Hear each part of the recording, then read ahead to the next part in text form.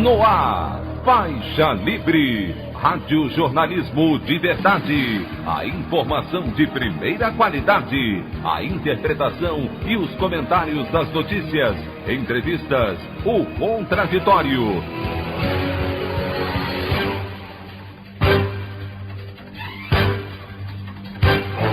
Tudo para aproximar você cada vez mais da realidade do Brasil e do mundo.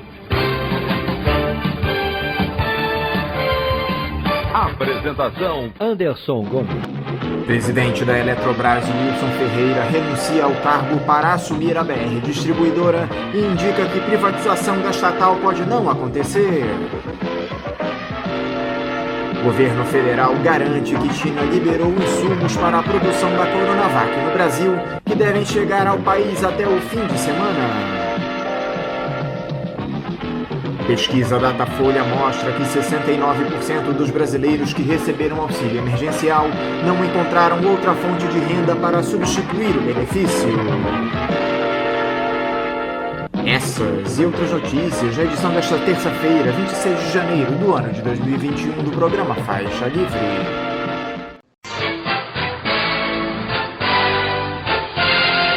O comentário de Anderson Gomes.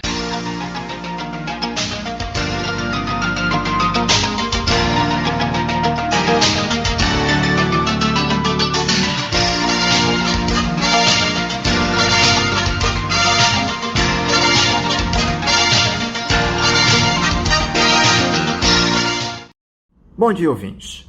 O anúncio do pedido de demissão do presidente da Eletrobras, Wilson Ferreira, mantido no cargo desde o governo de Michel Temer, com a única missão de preparar as bases para a privatização da estatal, caiu como uma bomba entre os ultraliberais. Apesar de os efeitos não terem se refletido na Bolsa, já que o feriado em São Paulo no dia de ontem deixou a Bovespa fechada, já há muitos analistas de mercado dizendo que esse movimento significa o fim da agenda liberal da gestão Bolsonaro. A própria Miriam Leitão, uma das principais porta-vozes do capital hegemônico, adotou esse discurso em sua coluna no jornal Globo. É muito evidente que há uma série de forças no Congresso que resistem à privatização da companhia energética por diversos motivos. Mas eu confesso duvidar que a saída de Wilson Ferreira da presidência da estatal simbolize o enterro das pautas entreguistas do governo. Ainda que Bolsonaro tenha se colocado contra o fechamento de agências do Banco do Brasil recentemente, pedindo a cabeça do presidente da instituição, André Brandão, tudo me parece jogo de cena. Bolsonaro não pensa na soberania nacional. O cálculo dele é estritamente político no ano que antecede as eleições presidenciais. Privatizar essas empresas agora pode trazer ainda mais prejuízos ao ex-capitão na tentativa de renovar o cargo em 2022, visto que a popularidade do chefe do executivo, que nunca foi lá muito alta, desabou nos últimos tempos por sua estratégia genocida diante da pandemia. Eu gostaria também de comentar rapidamente a entrevista que a deputada federal Luísa Erundina nos deu ontem aqui ao programa. A parlamentar claramente procurou se defender das inúmeras pressões que tem recebido, inclusive de dentro do seu partido, o PSOL, para abrir mão da sua candidatura à presidência da Câmara, e eu fiz questão de deixá-la falar o tempo que ela quisesse para expor seus argumentos. A respeito dessa questão, eu quero fazer duas observações. Por mais que haja boas intenções dos parlamentares das legendas progressistas em apoiar o golpista Baleia Rossi do MDB, talvez haja um grau elevado de ingenuidade de determinadas pessoas em acreditar ser possível fazer acordos de redução de danos com esse pessoal. A plutocracia não vai abrir mão tão facilmente assim de aprovar as reformas ou mesmo de seguir com as privatizações por um acordo com a minoria. Na essência, Baleia Rossi e Arthur Lira defendem os mesmos interesses. O próprio ex-presidente Michel Temer já deixou isso claro em uma ligação que fez ao Jair Bolsonaro, que o MDBista seria um aliado do governo. Outra coisa é que a candidatura de Erundina não influencia o resultado da eleição em primeiro turno. Qualquer candidato precisa ter 257 votos, no mínimo, para se sagrar vencedor, sem a necessidade de segundo turno. E por mais que a deputada do PSOL possa dividir parte dos votos de Baleia Rossi, isso não levaria mais deputados a votarem no bolsonarista Lira. Neste momento de enormes dificuldades, é preciso equilíbrio e respeito às diferentes táticas no tabuleiro político. As animosidades só servem para dividir ainda mais uma esquerda que há tempos está longe de uma necessária e urgente unidade. A opinião do Faixa Livre. Bandeirantes, 1360. Estamos apresentando Faixa Livre. Voltamos a apresentar Faixa Livre. Estamos de volta, ouvintes, com o início da edição de hoje do programa Faixa Livre, que tem na sua produção a jornalista Celeste Sintra, auxiliada pela também jornalista Natália Moraes, tendo no comando do áudio o Francisco. Meu bom dia a todos. E meu bom dia também a você, que pode aqui participar nos enviando mensagens eletrônicas para o endereço ouvinte@programafaixalivre.com.br ou ainda registrando suas participações diretamente nas nossas redes sociais. No Facebook, nossa página é o Programa Faixa Livre. No Twitter e no Instagram, para deixar o seu recado, basta seguir os perfis @PGM Faixa Livre. Lembrando que as participações por telefone estão inviabilizadas, pois durante o período da pandemia do novo coronavírus, nosso programa está sendo gravado no dia anterior à sua veiculação. Pedimos desculpas aos nossos ouvintes que costumam interagir conosco desta forma, mas foi a maneira encontrada pela equipe do Faixa Livre para mantê-los informados sobre o que acontece no país e no mundo com essa nossa visão crítica e, ao mesmo tempo, preservando a saúde dos profissionais que levam o programa ao ar. O Faixa Livre pode ser acompanhado também pelo nosso aplicativo para celulares com sistema operacional Android. O nome do aplicativo é Programa Faixa Livre. Os ouvintes também têm acesso à transmissão pelo nosso site, o www.programafaixalivre.com.br, ou pela página da Associação de Engenheiros da Petrobras, a AEPET, uma das nossas entidades patrocinadoras, no www.aepet.org.br. Para quem perdeu alguma das edições ou quer ouvir novamente o Faixa Livre, os áudios das entrevistas e editoriais estão disponíveis no nosso podcast, nos aplicativos Spotify, Deezer e Castbox. E dando início às nossas entrevistas, eu cumprimento o doutor em Economia Política Internacional e diretor de Relações Internacionais do Instituto de Brasilidade, Daniel Kossinski. Daniel Kossinski, bom dia. Bom dia, Anderson. Bom dia, Celeste. Bom dia aos ouvintes do Faixa Livre. Para mim é mais uma vez uma satisfação estar aqui com vocês e compartilhando as minhas opiniões. Daniel, muito obrigado por novamente você dialogar aqui conosco no programa. Daniel, o presidente Jair Bolsonaro começa o ano de 2021 em um dos piores momentos dessa sua desastrosa gestão. A ideologização exacerbada da administração pública e a falta de interesse do governo em organizar a logística da vacinação contra a Covid-19, motivada pelo negacionismo do ex-capitão, tem mostrado seus efeitos agora. O governador de São Paulo, João Dória, garantiu a primeira foto aplicando o imunizante. Tivemos essa enorme dificuldade em conseguir a liberação de insumos e das próprias doses da vacina vindas da China e da Índia. Outros atores tiveram de interferir para que os países atendessem a nossa demanda, já que o Itamaraty, sob comando do Ernesto Araújo, está completamente acéfalo. Ainda temos o povo do Amazonas morrendo asfixiado, dada a falta de oxigênio nos hospitais, a ampliação da crise social provocada pelo fim do auxílio emergencial, o desemprego em alta, ou seja, a coisa só piora. Como é que você tem visto esse início de ano da gestão do Jair Bolsonaro, Daniel? Bem, eu tenho visto esse início de ano do, por assim dizer, governo, né? O presidente Jair Bolsonaro como provavelmente o pior momento, né? Desde que ele começou. E o pior momento também do Brasil, né? Sob esse que eu já chamei de antigoverno, né? Numa conversa que tivemos anteriormente. E, sem dúvidas, eu cada vez mais acredito nessa categorização de se tratar de um antigoverno, né? Na verdade, a descoordenação é muito grande, né, entre as partes desse governo. Não há uma base parlamentar digna desse nome, que dê sustentação a esse governo, o que de certa forma é positivo, né? Porque eu tenho a impressão que seria pior se o Bolsonaro conseguisse executar as suas ideias, né?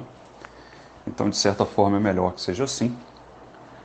Mas, claro, isso aponta para um cenário de um governo que não é um governo, né? Um governo que não governa. E, além disso, ao longo de toda essa questão da pandemia, o que nós estamos tendo, né, é uma sabotagem pura e simples, né, de todos os esforços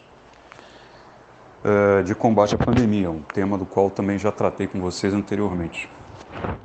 Então, sem dúvidas, eu diria que é o pior momento do governo, também é o pior momento do Brasil nos últimos anos, se é que isso era possível, né? Há sempre essa dúvida, né, se as coisas podem piorar. E aqui no Brasil, infelizmente, o que nós temos visto nos últimos anos é que sim, as coisas sempre podem piorar, por mais impossível que isso pareça, né? Nós tivemos a gigantesca infelicidade de surgir uma pandemia, né, a pior em talvez um século no mundo, ou provavelmente um século desde a gripe espanhola, né? E nós sermos pegos justamente nesse momento, sob essas condições de completa desorganização política, de fragilidade produtiva, tecnológica em todas as dimensões e etc. Então, o que eu acho que nós estamos assistindo nesse momento é uma conjunção desses fatores, né? Nós, de fato, temos um agravamento significativo da pandemia nesse momento, né, em todo o país. Nós temos um recrudescimento que está por vir, né, nas próximas semanas, nos próximos meses, da crise financeira, de renda, de emprego gravíssima que o Brasil vive, principalmente as nossas camadas menos favorecidas da população, que, por exemplo, estão enfrentando uma inflação de alimentos brutal, né, devido à dolarização da segurança alimentar brasileira nos últimos anos, né?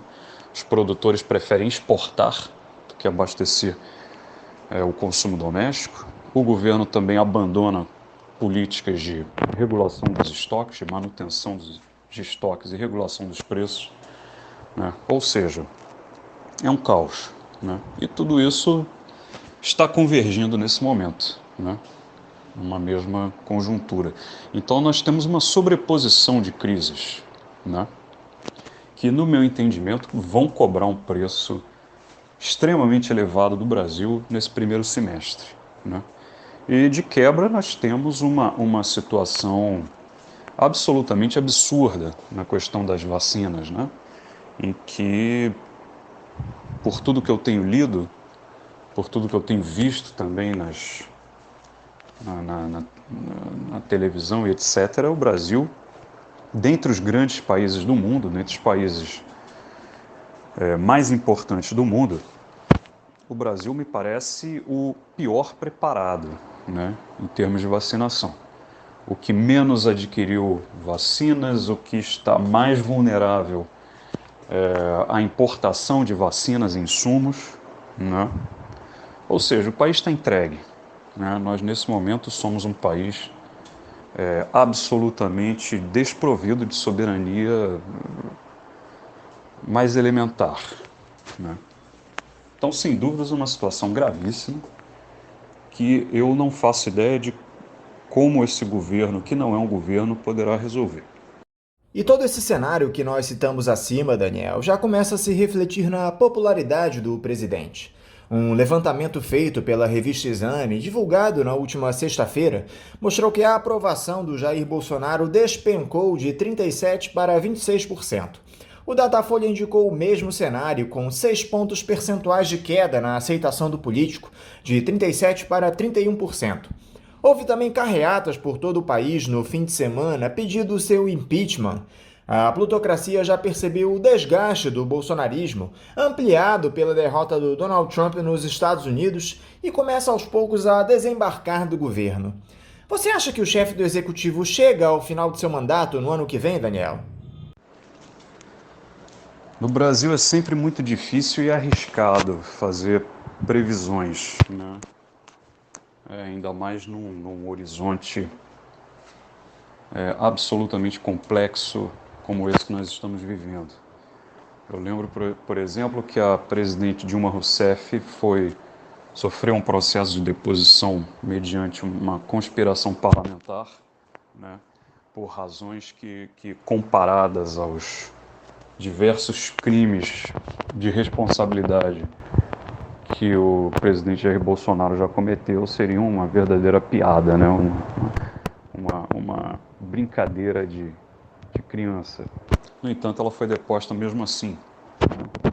Então, os interesses que levam à deposição de um presidente da República, eles, infelizmente e tragicamente, passam muito longe, né, no Brasil, dos interesses nacionais, dos interesses populares e etc. Pessoalmente, eu sou cético quanto às possibilidades de um impeachment contra o presidente Jair Bolsonaro. Apesar da sua queda de popularidade, que foi significativa, né, num espaço de tempo tão curto, a julgar por essas pesquisas, ele ainda conserva aí pelo menos algo em torno de 1/4 a 30% de apoio na população, né? Embora sejam números considerados ruins, porque significam que a maior parte da população o rejeita nesse momento, né, eu acho que ainda são números muito aquém do necessário para encorajar uma mobilização mais ampla em favor do seu impeachment, né, em favor do seu afastamento. Bom, além disso, nós temos em vista uma eleição da Câmara dos Deputados, né, que também, no meu entendimento, independentemente de quem ganhar entre os dois candidatos favoritos, né, não os vejo com nenhuma disposição a priori de dar seguimento a qualquer processo de impeachment. Então, no meu entendimento, eu acho que a situação ainda vai ter que se agravar muito para que essas condições sejam construídas. Não que esse agravamento não possa acontecer, né? Como eu falei na minha resposta anterior, nós estamos vivendo nesse momento uma conjuntura gravíssima, né, que, no meu entendimento, tem claríssimo viés de piora para os próximos meses, né? Então, o governo ou o antigoverno do presidente Jair Bolsonaro certamente estará sob grande pressão nos próximos tempos, né, pela questão da pandemia, pela sua omissão e pelo atraso, né, que o Brasil sofrerá em relação a outros países na vacinação, pela deterioração muito significativa das condições financeiras, de emprego, renda, do abastecimento alimentar, etc. A pressão será muito grande. Mas, no meu entendimento, para falar de afastamento do presidente da República, isso não basta, né? Eu acho que é necessário uma enorme pressão popular, né, que eu não estou vendo nesse momento, e acho que também não será muito viável enquanto perdurar a pandemia, né?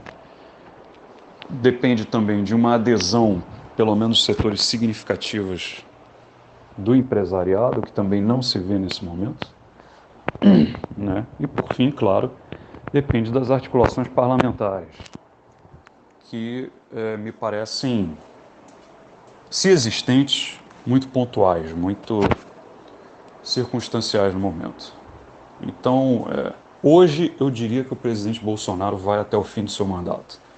Claro, essa avaliação pode mudar rapidamente. O que precisa ser feito pela oposição para acelerar essa queda do bolsonarismo, Daniel?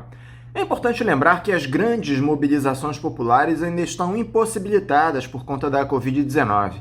Aliás, Daniel, eu continuo achando que essa inação do governo em relação à pandemia se dá na intenção justamente de levar o mandato do Jair Bolsonaro até o final, já que as pessoas têm medo de sair às ruas para se aglomerar em atos contra o presidente. A força motriz para a queda de um chefe de Estado são justamente as manifestações populares. Bem, conforme eu já conversei com vocês em outras ocasiões, né, desde 2019, eu tenho assumido uma postura bastante cética, bastante cautelosa com relação às possibilidades, né, que as oposições ditas progressistas, né, dos partidos ditos de esquerda, têm apresentado de produzir grandes mobilizações, né, e grandes transformações políticas na atual conjuntura. Para início de conversa, se nós reunirmos todos os partidos do campo dito progressista, eles, em termos de composição parlamentar, mal superam 20%, né, da Câmara. E do Senado, eu acho que são até um pouco menos, se não me falha a memória. Então, as possibilidades de mobilização pela via parlamentar são muito restritas, né?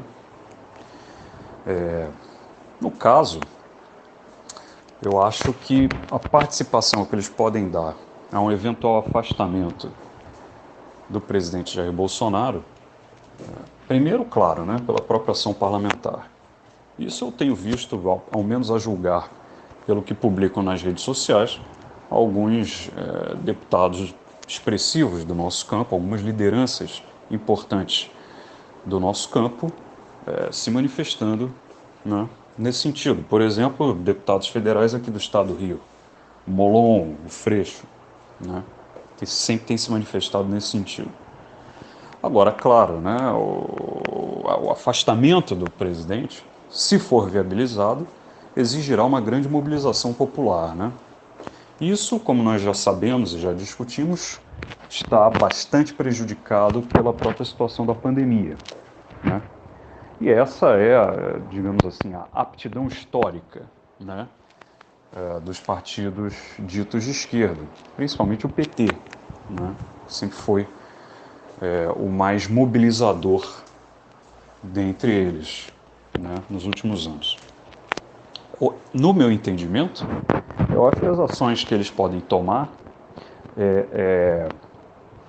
se restringem essencialmente a esses dois aspectos.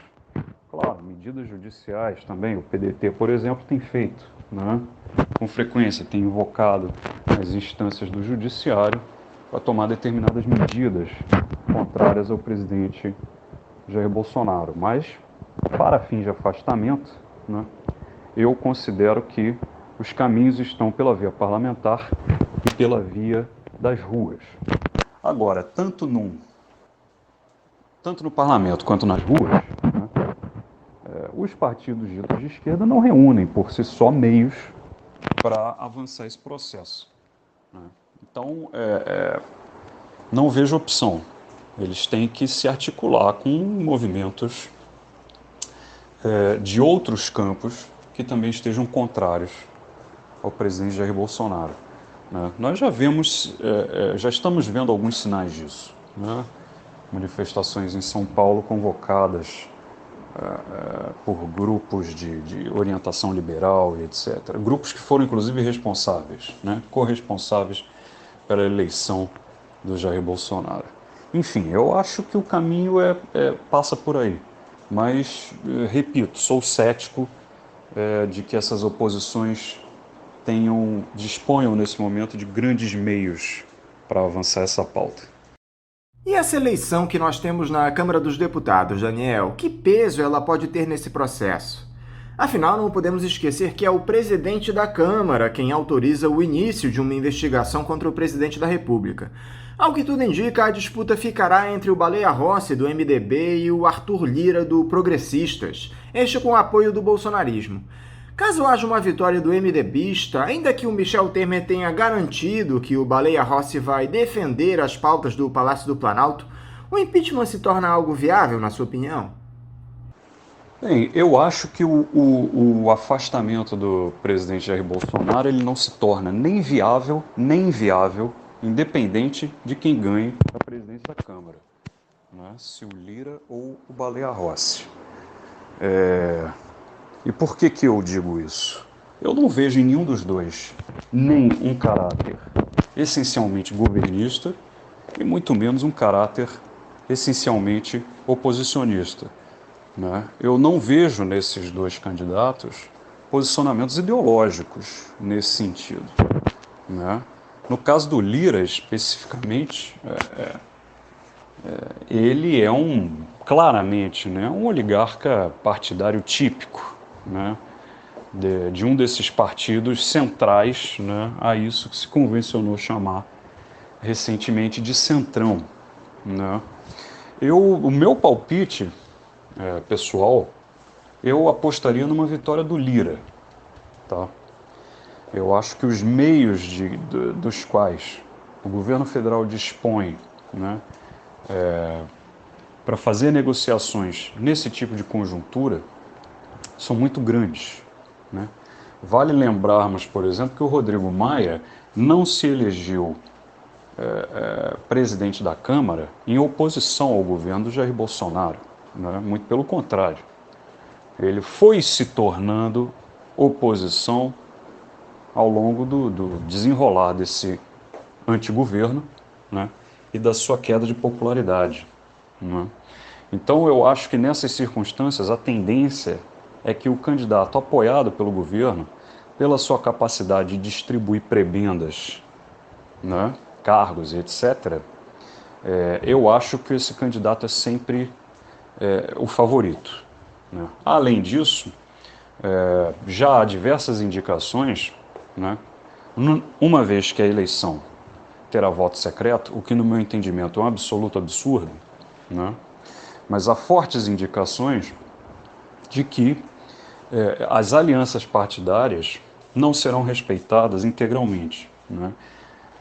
De que haverá uma série de congressistas de partidos que estão fechados com um candidato votando no outro, mas principalmente de partidos que fecharam apoio ao Baleia Rossi e que, por baixo dos panos, vão votar no Lira. Então eu acredito, no meu entendimento, a tendência de vitória do Lira. Isso não significa que o impeachment se torne inviável, né? No meu entendimento, o que o Lira será na presidência da Câmara, a se confirmar, né, essa minha impressão de que ele sairá vitorioso, é um grande capitão, né, um grande coordenador, né, de todas aquelas oligarquias que querem extrair algum tipo de benesse do governo federal, né? E, claro, se a conjuntura virar radicalmente contra esse governo, eles farão a mesma coisa que fizeram com a presidente Dilma Rousseff, né?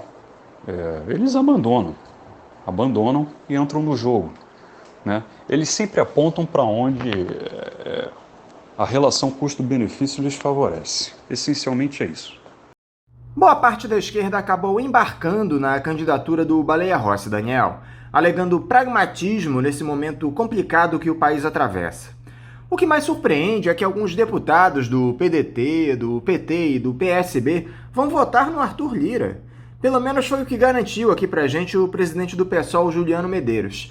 Aliás, o partido, depois de muita discussão interna, lançou o nome da deputada Luísa Erundina como uma opção genuinamente progressista para trazer à baila temas como a necessidade de se barrar as reformas e as privatizações, de se retomar o auxílio emergencial. Qual é a sua análise para esse posicionamento dos parlamentares da dita esquerda e a candidatura da Erundina, que conversou conosco ontem aqui no programa? Bem, a minha análise sobre esses candidatos, sobre esses deputados, né, de partidos ditos progressistas, que, segundo diversas especulações, votarão no Lira na hora H, a minha análise, claro, é muito negativa, né? Eu não vejo nenhuma razão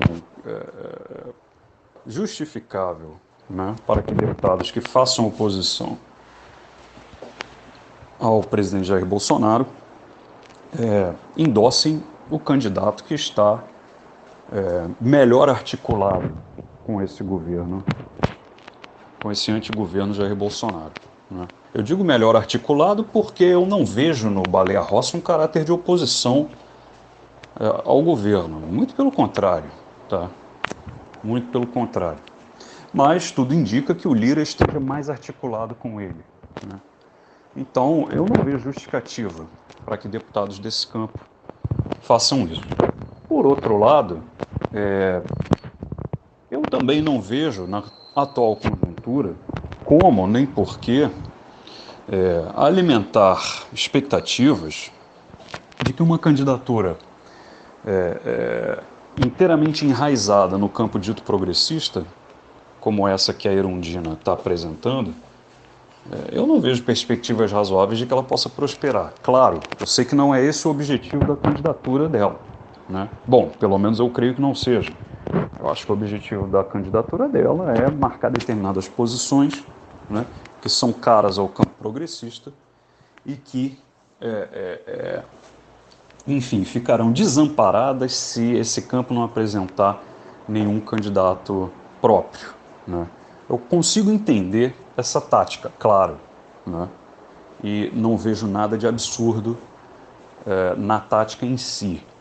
Agora, à luz da conjuntura, no meu entendimento, é um equívoco, tá? No meu entendimento, é um equívoco. Embora ter como opções Lira e Baleia Rossi seja realmente uma tristeza, né? Eu acho que é uma tristeza que expressa bem a impotência, né, das oposições ditas de esquerda, da qual vem tratando, sempre que a gente conversa, desde 2019. Né? Não é à toa que nós chegamos nesse cenário. E essa impotência se expressa nesse tipo de coisa. Né? No meu entendimento, eu acho que o pragmatismo, por dizer assim, né, de apoiar o Baleia Rossi em troca de determinados compromissos da parte dele, sob a expectativa, claro, de que ele os cumprirá, se eleito, né, eu acho que essa é uma postura mais condizente com as necessidades urgentes do momento, né, da qual, na minha opinião, sem a menor dúvida, a principal é barrar de todas as maneiras possíveis esse antigoverno que nós estamos vendo, né? Então, o apoio ao Baleia Rossi, embora muito triste, né, eu acho que é uma tragédia necessária nesse momento. Ao passo que uma candidatura avulsa, né, com compromisso programático, né, que parta do campo progressista, no meu entendimento, um mero esvaziamento de forças na situação atual. Infelizmente, é dessa forma pessimista que eu estou lendo o quadro. Algo que pode ter alguma influência nesse cenário todo, Daniel, é a troca de comando lá nos Estados Unidos, com a chegada do democrata Joe Biden à Casa Branca. O Donald Trump, depois de todo aquele escarcéu que ele promoveu, acabou deixando o governo como era de se esperar. Primeiro, você acha que essa saída do magnata da presidência da maior potência imperialista do mundo pode enfraquecer o bolsonarismo? E depois, o Palácio do Planalto, com esses seus discursos ideologizados, vai conseguir se adaptar à gestão do Joe Biden? Bem, eu não tenho dúvidas que a derrota do Trump e a ascensão do Joe Biden à presidência dos Estados Unidos exerce forte influência, né, no que está acontecendo e no que acontecerá aqui no Brasil nos próximos tempos. Sem dúvidas, a derrota do Trump foi um forte baque para o presidente Jair Bolsonaro, né?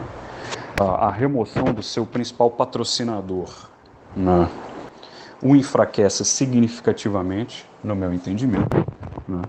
E a ascensão do Biden também, né, a julgar, pelo menos, pelo que se espera, né, que o Biden exerça uma presidência que coloque muito mais pressão sobre o antigoverno de Jair Bolsonaro, em diversos aspectos, por exemplo, na questão ambiental. Né? Então, não tenho dúvidas que isso influencia e enfraquece o governo, enfraquece o presidente Jair Bolsonaro. A minha dúvida é como ele vai reagir a isso. eu não tenho a menor dúvida que entre os assessores e ministros dele, né, as vozes por uma aproximação, uma reaproximação pragmática, cautelosa com relação ao novo governo nos Estados Unidos, eu não tenho dúvida que essas vozes prevaleçam, né, ali na entourage do presidente. A questão é convencer o presidente Jair Bolsonaro disso, né, com a sua mentalidade adolescente, né, a sua mentalidade errática, né. Eu acho que esse vai ser o grande desafio, né, e acho que temos que esperar para ver. No caso, eu sou sempre cético também com relação às possibilidades do Bolsonaro de se enquadrar, né. Inclusive, eu já disse anteriormente, conversando aqui com vocês, né, que a ordem havia enquadrado o presidente Jair Bolsonaro num determinado momento, né. Aquilo se mostrou absolutamente circunstancial, né. O presidente Jair Bolsonaro, tudo leva a crer, né, já podemos dizer isso, não é enquadrável, né. Ele age do jeito que ele bem entende. Ele diz que os Estados Unidos têm que ter pólvora e esse tipo de aberração. Então, vou esperar para ver o que vai sair disso. Daniel, a grande questão é que não adianta nada derrubar o Bolsonaro se a esquerda não tiver um projeto para oferecer como uma alternativa para fazer o país voltar a crescer. E parece que uma candidatura genuinamente progressista está longe de ser uma realidade no nosso país. E parece que os neoliberais ocupam um espaço cada vez maior na nossa sociedade. Os movimentos populares perderam força. É possível se construir para o ano que vem uma chapa de esquerda que possa vir a rivalizar com os representantes do capital hegemônico? Bem, nesse sentido, mais uma vez eu sou obrigado a compartilhar o meu pessimismo, né, com vocês. Conforme nós também já discutimos em outras ocasiões, desde 2019, eu vejo o campo dito progressista, nesse momento no Brasil, esmagado por uma derrota que, antes de tudo, é cultural, é ideológica, né? E que se expressou de uma forma absolutamente categórica, contundente, avassaladora em 2018, né? Na eleição de 2018, mas que também se expressou na eleição anterior de 2016 e, no meu entendimento, também nessa última em 2020, né? Eu tenho a clara impressão que, para a maior parte da população brasileira, né, sob a influência de uma hegemonia cultural, desses valores individualistas, né, do neoliberalismo, sob a influência de uma ideia cada vez mais nefasta de que o Brasil é um país condenado à incompetência, condenado à desorganização, e que, infelizmente, nos últimos tempos o país vem dando seguidas demonstrações, né, que parecem corroborar esse tipo de posição, né? O que eu vejo é uma população cansada, exausta, né? Na verdade cansada e exausta até mesmo de ser brasileira, né? de sofrer dos problemas brasileiros, de padecer diariamente dos problemas brasileiros sem ter solução, uma população cada vez mais desinteressada da política, né? Uma população que repudia a política como uma atividade com a qual as pessoas ditas de bem, éticas, não devam se envolver, certo? Eu acho que tudo isso complica significativamente para esse campo dito progressista apresentar uma candidatura fincada, enraizada nesse campo, né, que consiga alcançar uma adesão popular muito significativa. Eu acho que a marca principal dos nossos tempos é a desmobilização, é a desorganização, né? A construção de uma dita maioria silenciosa, né? Que é uma coisa típica de países que são dominados pelo individualismo. Infelizmente eu vejo isso no Brasil hoje, tá? Eu acho, no meu entendimento, que o campo dito progressista deveria procurar para 2022 também, claro, longe do cenário ideal, né? Longe do cenário que nós gostaríamos. Mas política é o que dá para fazer, né? Política não é o mundo ideal, é o mundo real, principalmente nessas instituições liberais que nós vivemos. Eu acho que o caminho está mais numa candidatura que busque, se é que isso ainda é possível, algum tipo de aliança com setores mais conservadores que ao menos tenham algum tipo de visão, perspectiva e projeto de nação. Entendeu? A minha posição nesse momento é essa.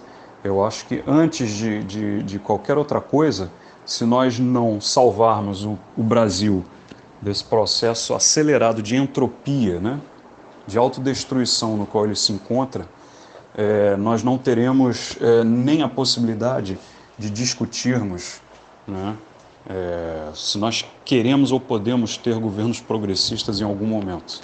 Nós vamos simplesmente continuar perdendo os nossos laços de coesão social, a nossa estrutura produtiva básica e, enfim, prosseguir nesse processo devastador de destruição nacional no qual nós estamos nos últimos anos.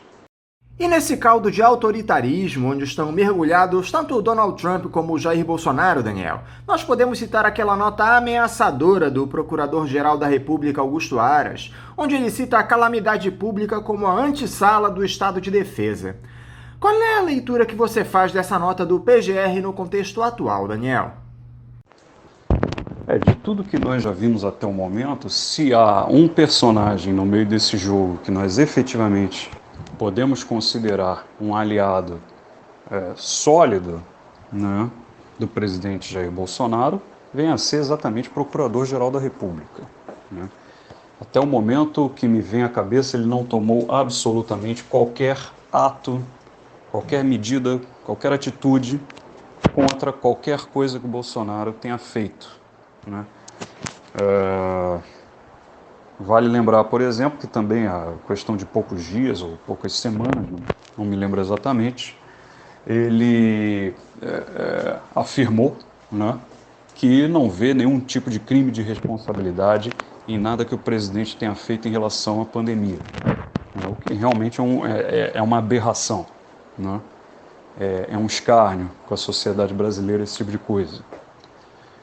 Então o procurador faz o jogo do presidente Jair Bolsonaro, que é um jogo que todos nós sabemos há muito tempo, sempre foi explícito, é um jogo golpista, né?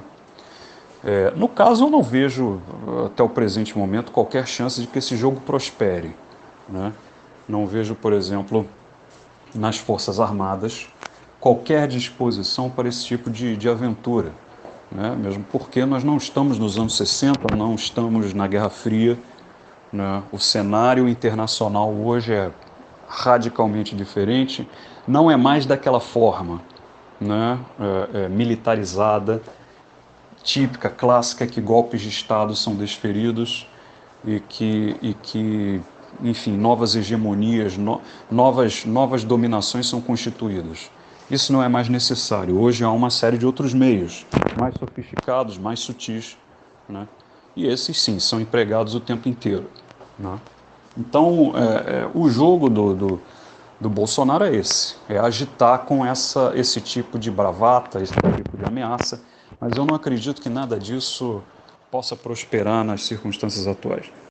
Para encerrar, Daniel, eu não poderia deixar de falar sobre o lançamento do seu segundo livro, o Bitcoin e Criptomoedas, a Utopia da Neutralidade e a Realidade Política do Dinheiro, pela editora UFRJ. Parece que o lançamento foi há poucos dias, não é isso, Daniel? Fala um pouquinho sobre o lançamento dessa sua obra aqui para os nossos ouvintes, por favor. Como é que você aborda essas novas modalidades de transação? Como é que as pessoas podem adquirir o livro? Sim, eu lancei há poucas semanas o meu segundo livro, né, que vem a ser esse, Bitcoin e Criptomoedas, a Utopia da Neutralidade e a Realidade Política do Dinheiro. Aliás, eu agradeço a vocês a lembrança e a oportunidade de me dar um espaço para falar um pouco dele, né? É um livro lançado recentemente pela editora UFRJ, né? É um livro no qual, de uma forma muito resumida, eu faço uma análise teórica, né, desses novos instrumentos, né? Já não tão novos assim, o Bitcoin já tem 11, quase 12 anos agora de existência, mas enfim, são instrumentos que estão aí na vanguarda das revoluções tecnológicas, né, no mundo, e que vieram, no meu entendimento, para ficar, né? A questão que eu abordo nesse livro é exatamente essa: vieram para ficar, mas ficarão onde, né?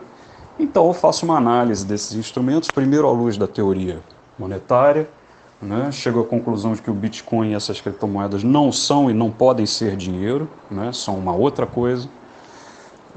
Depois eu faço uma análise do tratamento que os governos de determinados países, os bancos centrais de determinados países estão dando a esses mecanismos, né? Por exemplo, se apropriando dessas tecnologias, né? Das tecnologias que dão base a essas criptomoedas, como o blockchain, a criptografia, entre outras, e como governos estão se apropriando delas para criar as suas próprias moedas digitais, né? Uma coisa, por exemplo, que o governo da China já fez, já colocou uma versão digital da sua moeda para testes em algumas cidades chinesas, né? Que também é um tema de um artigo que eu publiquei recentemente a respeito. Então, da forma mais breve possível, é uma análise, né, sobre esse tema, sobre essas questões. Com relação à aquisição, a editora UFRJ em si ainda não começou a vendê-lo. Então, nesse momento, apenas eu estou vendendo esse livro. O valor dele é R$60, um envio fica por minha conta.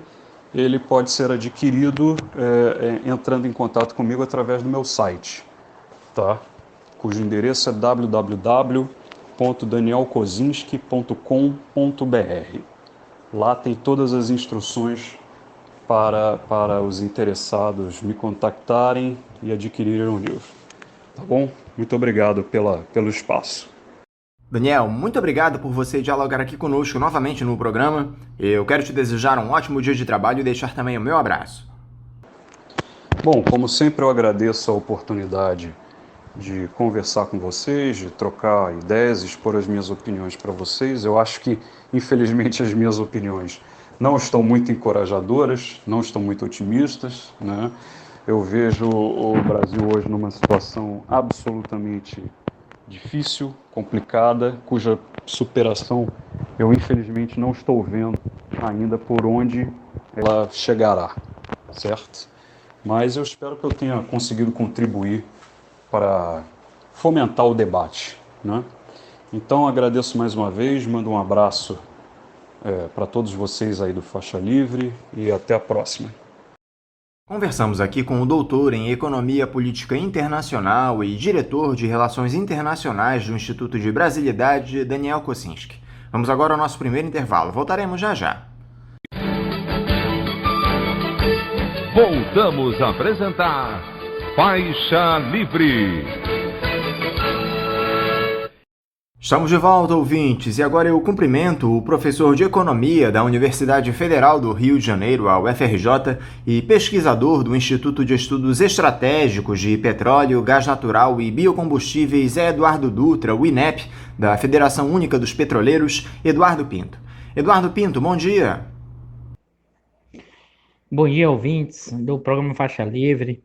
Bom dia, Anderson. Obrigado novamente pelo convite.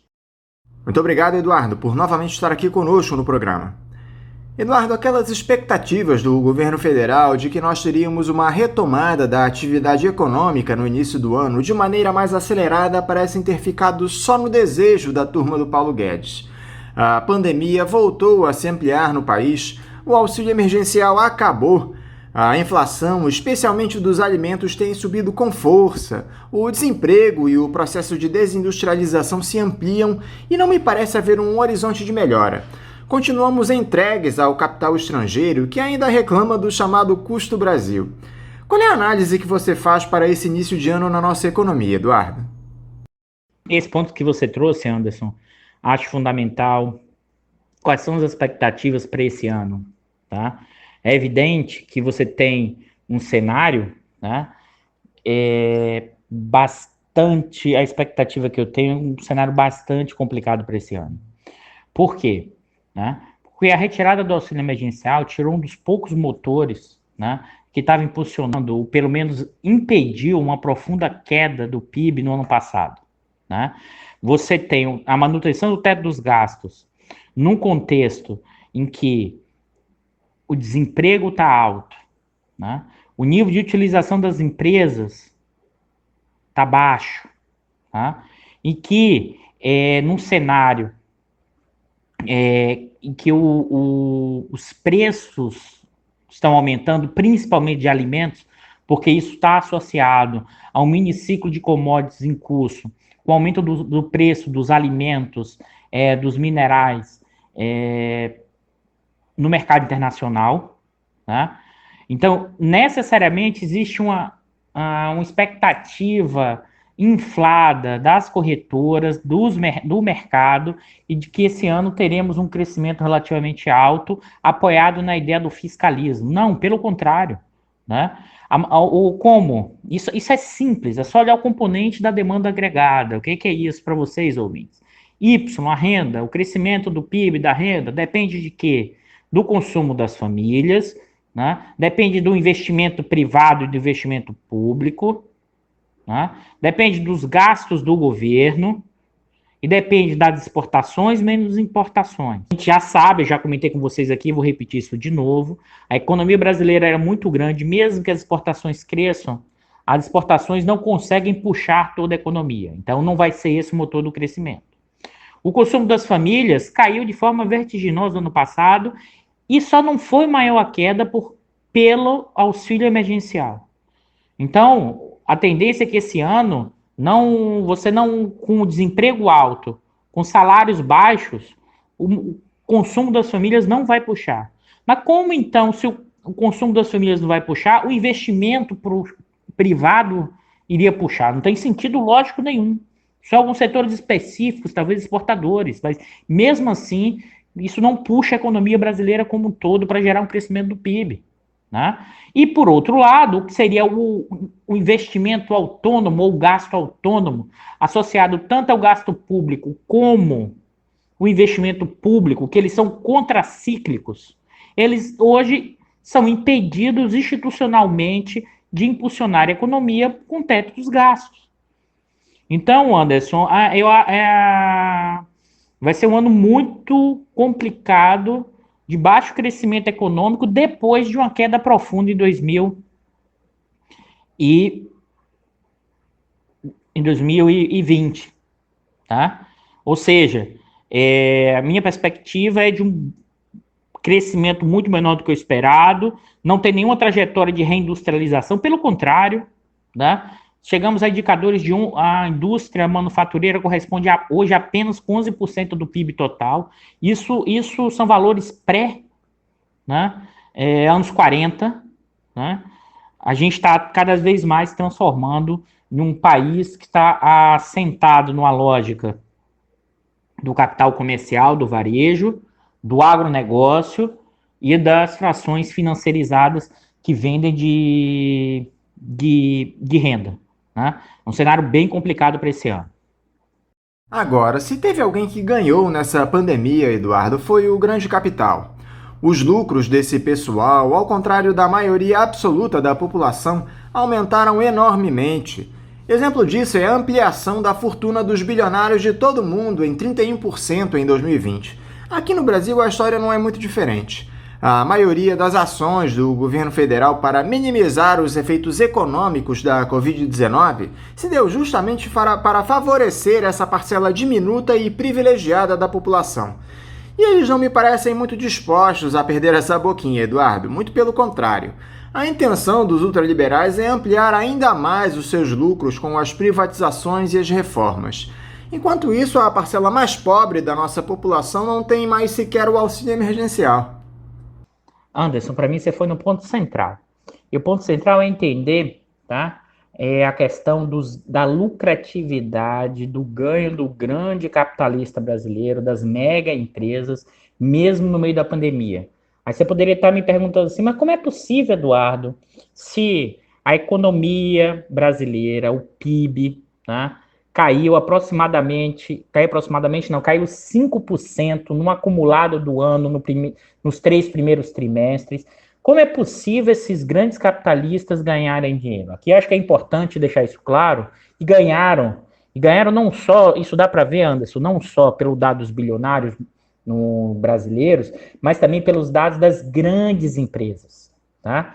Se você olha as grandes empresas brasileiras, não só as financeiras, tá? Não só os bancos, mas também as grandes empresas, e algumas delas até industriais, ela aumentou a lucratividade ou continuou com lucratividade positiva na pandemia.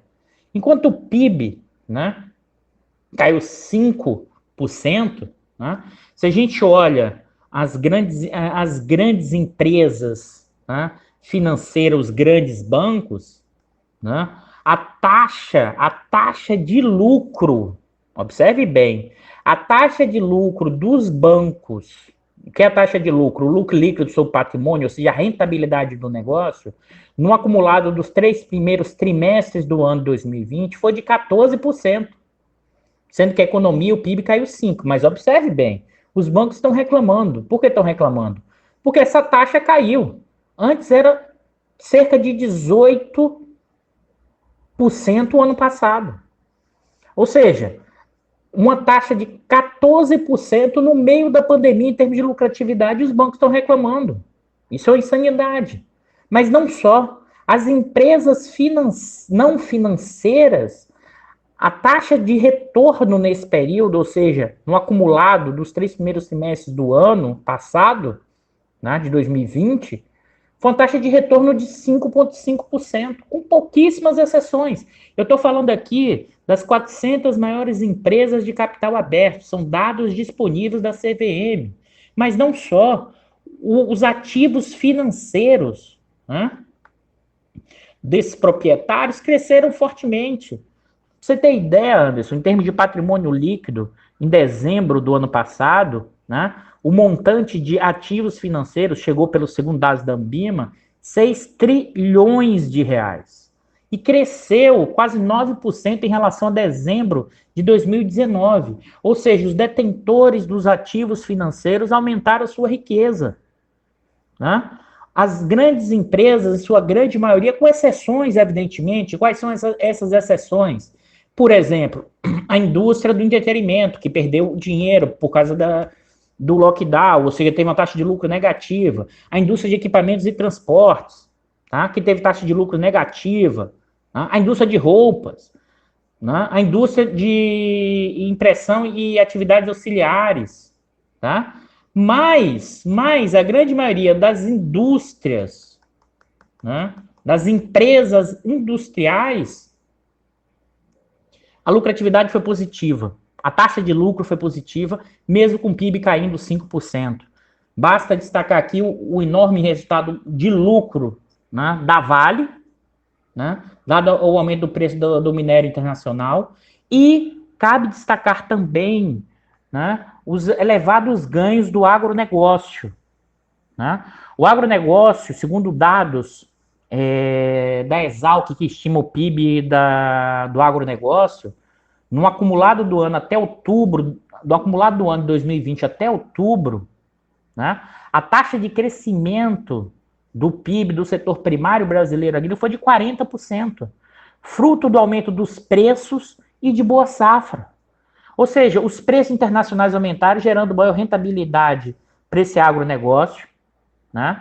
Ao mesmo tempo, isso afetou a inflação no mercado interno, né? E quem sai perdendo com isso são os trabalhadores. Com o fim da pandemia, isso gera um caos. Então, dá para ver muito claramente, ainda que a gente não saiu da pandemia, nesse momento, aumenta brutalmente o grau de concentração da propriedade e, sobretudo, da renda brasileira. E isso é impressionante. E como esse andar de cima, para manter essa lucratividade, aposta em quê? Aposta na privatização, aposta na manutenção do teto dos gastos, aposta na reforma administrativa. E por isso eles apoiam inquestionavelmente o ministro da Economia, o Guedes, o ministro do Bolsonaro. Eu também gostaria de abordar com você, Eduardo, os rumos dessa nossa política externa e seus efeitos deletérios. O Itamaraty virou motivo de chacota com Ernesto Araújo. Essa ideologização que permeia as nossas relações com os outros países tem provocado uma série de problemas graves para o Brasil. O último deles é esse imbróglio para conseguir a importação de insumos e vacinas contra a Covid-19 da China e da Índia. E o Ernesto Araújo ainda fez questão de dizer que não acha ruim ser um pária.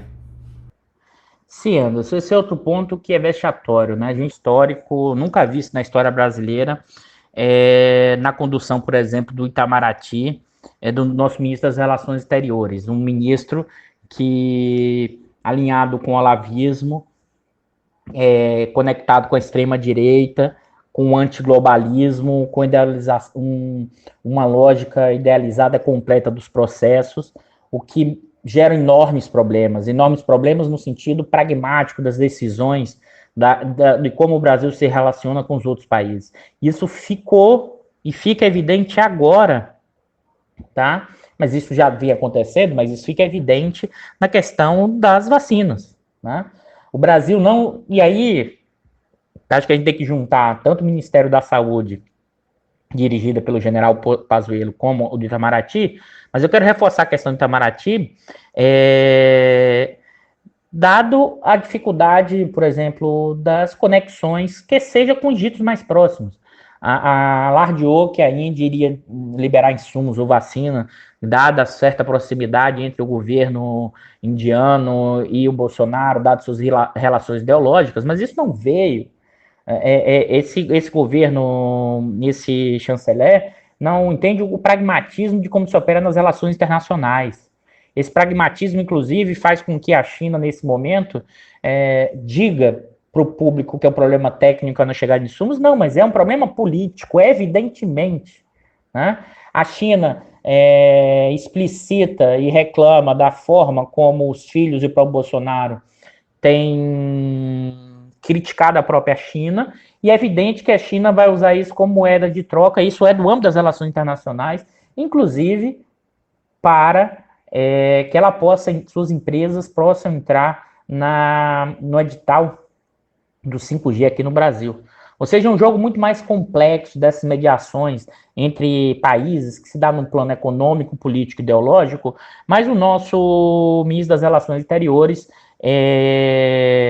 opera apenas no plano ideológico e, na verdade, cada vez mais perdemos importância nas relações internacionais, perdemos importância no cenário internacional e, como você bem alertou, Anderson, nos tornamos um par internacional, tá? Essa é o Brasil que vemos hoje, e isso se expressa na forma da relação hoje com China e Índia. O Brasil que já teve um papel de destaque no âmbito dos BRICS, nas suas relações com China, Rússia e Índia, em momentos anteriores, e que hoje perde completa capacidade de articulação e de ter insumos básicos nesse processo, porque uma parte do presidente atual e de seus filhos criticou a China como país comunista, país marxista cultural, coisa do gênero,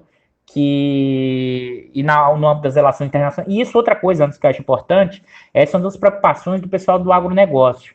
O agronegócio vem nadou de braçado no ano passado, mas surge preocupações porque a China pode fazer sobretaxações, dado a forma como o governo brasileiro tem se relacionado com a China. Tá? Então, assim, é um descasamento completo, mas isso não apenas no Itamaraty, mas isso vem acontecendo nos vários ministérios, nas várias áreas governamentais, uma incapacidade gerencial, organizacional e pragmática de levar adiante qualquer tipo de estratégia para o país. E como esse início de gestão do Joe Biden nos Estados Unidos pode afetar a relação entre essa potência imperialista e o Brasil de Bolsonaro, Eduardo, que tinha no Donald Trump uma espécie de modelo, ainda que o magnata tratasse o nosso país com o desprezo de sempre? Você observa uma trajetória complicada para o Brasil? Vale lembrar que o Joe Biden já fez uma série de críticas ao Bolsonaro, especialmente na questão ambiental. Anderson, vamos lá, essa discussão é importante, pensar a relação do imperialismo ou do novo presidente Joe Biden na relação com o Brasil. Aqui eu quero ressaltar um pouco do que eu falei no final da minha última fala, tá? Desculpe o pleonasmo, pessoal. O Brasil deixou de ser relevante com seus dados relevantes nas relações internacionais, dado, por exemplo, que hoje o nosso pré-sal, 50% já está na mão de empresas estrangeiras, que é um ativo estratégico, né? Mas não só. Nós abrimos a economia, inclusive, em termos comerciais, de forma unilateral. Nós reduzimos tarifas sem ter contrapartida, né? Ou seja, nós já fizemos uma abertura profunda, né? Nós estamos realizando um processo de privatização enorme, tá?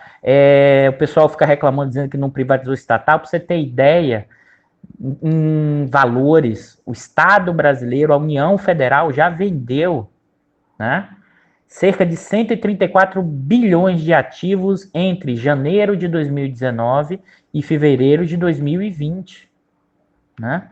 Ou seja, 133 bilhões de ativos do governo federal. Então, está em curso nesse processo, a gente perdeu a relevância externa, tá? Eu acho que o Biden faz uma crítica central associada à questão ambiental, mas eu não acho que o Biden vai fazer grandes retaliações. Eu acho que o Biden aí sim, acho que a preocupação do Biden hoje tem essa questão ambiental, mas tem uma questão estratégica que ainda garante alguma certa relevância para o Brasil, que é a questão do mercado do 5G, tá? Eu acho que sim, se os chineses entrarem aqui no 5G, acho que o Biden pode fazer algum tipo de retaliação maior, mas não acho que ele vai fazer profundos movimentos de gerar instabilidade no Bolsonaro, porque até então, não necessariamente, nada está dito que o Bolsonaro vai fazer qualquer contraponto aos interesses norte-americanos. Eu acho muito difícil Bolsonaro caminhar para um tipo de alinhamento com China ou Rússia, dado a visão do Bolsonaro e dos seus seguidores ou dos seus apoiadores, que enxergam nesse país, né, estados comunistas, e isso inviabilizaria o Brasil e essa conexão. Então, eu acho que o Biden vai aumentar a crítica, vai aumentar a retórica, mas se os Estados Unidos, as empresas norte-americanas conseguirem controlar o 5G e não deixar os chineses entrar, não acho que gere nenhum processo maior. Mas esse é o embate que tem que olhar a questão do 5G e não acho que vai mudar profundamente. Eu acho que uma parte da esquerda, inclusive, acreditou, ou esperava, ou sonhava, ou desejava que isso poderia implicar a queda do Bolsonaro. Eu acho que os Estados Unidos só faz esse tipo de intervenção a partir dos seus interesses econômicos e políticos imediatos. E nesse momento, não necessariamente o Bolsonaro gera incômodos maiores, a despeito da questão ambiental, mas não acho que isso seja um elemento para o governo norte-americano gerar instabilidade para derrubar o Bolsonaro nesse momento. É evidente que a gente tem um cenário muito incerto, sabe, Anderson, para 2021, e os cenários estão muito abertos, as possibilidades são enormes, dado o tamanho do caos e da instabilidade institucional, econômica, política que vemos hoje sob o governo Bolsonaro. Dados todos esses aspectos que nós citamos, Eduardo, o impeachment do Jair Bolsonaro voltou a ser uma possibilidade cogitada pela plutocracia. Uma pesquisa do Datafolha, divulgada na última sexta-feira, mostrou que 53% da população não deseja o afastamento do presidente da República, mas 42% acreditam que a troca no comando do país pode ser a solução. A maior parte da mídia dominante tem feito campanha, ainda que tímida, pelo impeachment. Você acha possível a saída do ex-capitão antes do fim do mandato, Eduardo, nessas circunstâncias que estão colocadas? Anderson, eu vou responder a sua pergunta de trás para frente. Eu acho sim que é possível a saída do capitão, tá, antes do final do mandato. Mas não acho que isso deva acontecer num período relativamente curto. Eu queria ressaltar aqui, se abriu toda essa discussão sobre o impeachment, tá? Mas eu tenho alguns dados e debatido, pensado muito sobre isso. Nesse momento, o andar de cima não apoia o impeachment. Aí você poderia estar dizendo, Eduardo, como é que você pode dizer isso tão fortemente? Anderson, aqui a gente tem que olhar os interesses materiais. Nesse momento, nessa trajetória, o governo Bolsonaro tem entregado, sim, lucratividade para as maiores empresas, né? Os setores do agronegócio têm aumentado sua lucratividade, inclusive esse ano, de forma impressionante. Os grandes bancos, apesar da queda da rentabilidade, observe bem que eu queria ressaltar isso, a rentabilidade caiu durante o ano passado, mas eles têm taxas de rentabilidades enormes. Eles até agora já estão pressionando, né, via corretoras para que aumente a taxa de juros. Vão dizer que é por causa da inflação.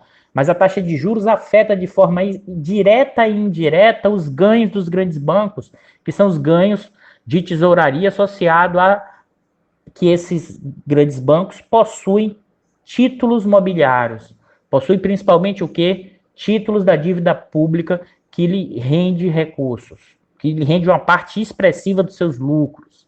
Então, se você olha nesse cenário, né, o andar de cima não apoia o impeachment, né? Saiu matéria na Folha de São Paulo no sábado reforçando isso. Mesmo, né? Eu vou, inclusive, dessa matéria da Folha de São Paulo, Anderson, eu vou ler exatamente o trecho que eu acho importante explicitar esse trecho para não ter nenhuma dúvida, que é o seguinte. Eu vou ler aqui para vocês ouvintes.